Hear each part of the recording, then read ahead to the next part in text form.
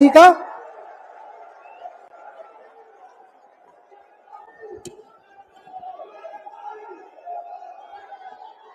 मंच पर उपस्थित सभी नेतागण, मेरे प्यारे भाइयों और बहनों, मुझे इंडिया गठबंधन की ओर से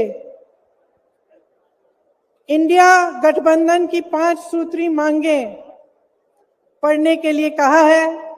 इससे पहले कि मैं ये शुरू करूं, मैं एक छोटी सी बात आपके सामने रखना चाहती हूं।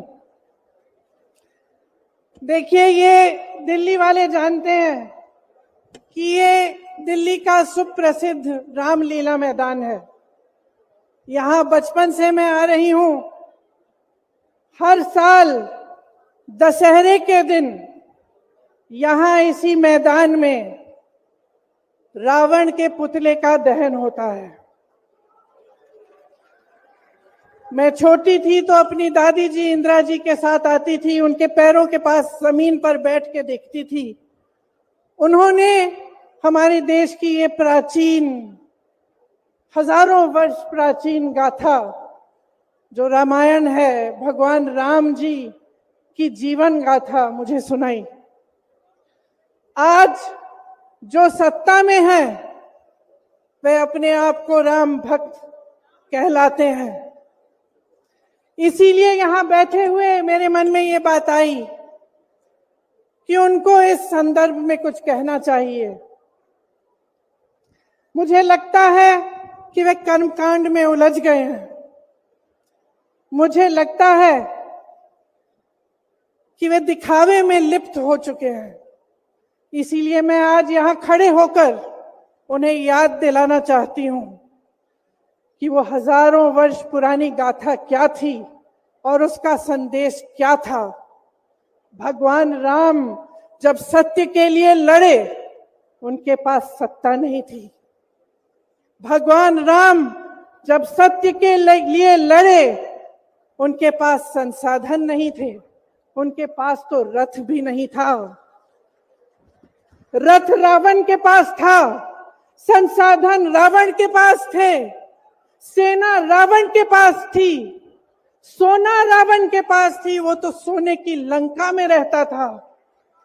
भगवान राम के पास सत्य था, आशा थी, आस्था थी, प्रेम था, परोपकार था, विनय था, धीरज था, साहस था और भगवान राम के पास सत्य था।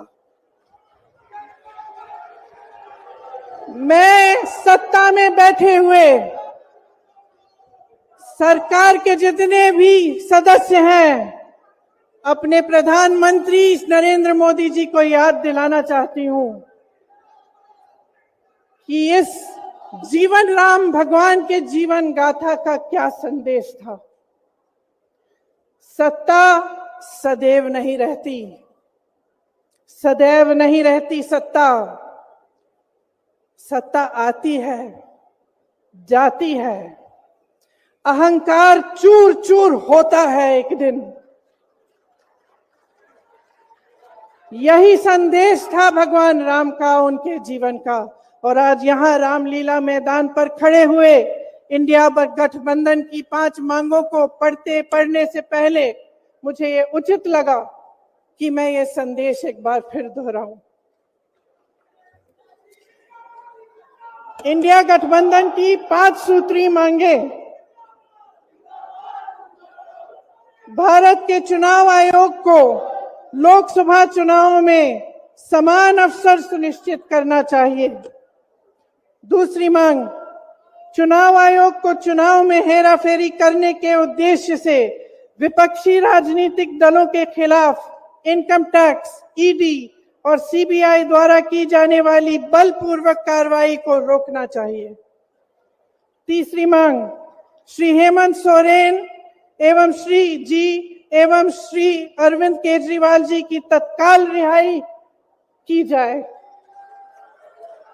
चौथी मांग, चुनाव के दौरान विपक्ष के राजनीतिक दलों का आर्थिक रूप से गला घोटने की जबरन कार्रवाई तुरंत बंद होनी चाहिए।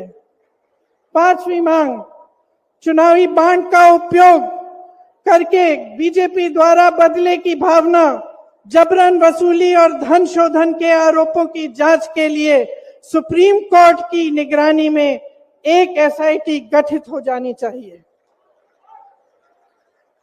बीजेपी शासन द्वारा पैदा की गई अलोकतांत्रिक बाधाओं के बावजूद इंडिया गठबंधन लड़ने, जीतने और हमारे लोकतंत्र को बचाने के लिए दृढ़ और आश्वस्त है। जुड़ेगा भारत, जीतेगा इंडिया। एक बार मेरे साथ कहिए, जुड़ेगा भारत, जुड़ेगा भारत, जुड़ेगा भारत। धन्यवाद। जय हिंद। आप क्या करोगे? क्या है इनको आने को जवान बच्चों को? अब मैं सभी लीडर से कहूंगा कि वो मंच पे आके एक फोटो, साझा फोटो एक साथ कराएं।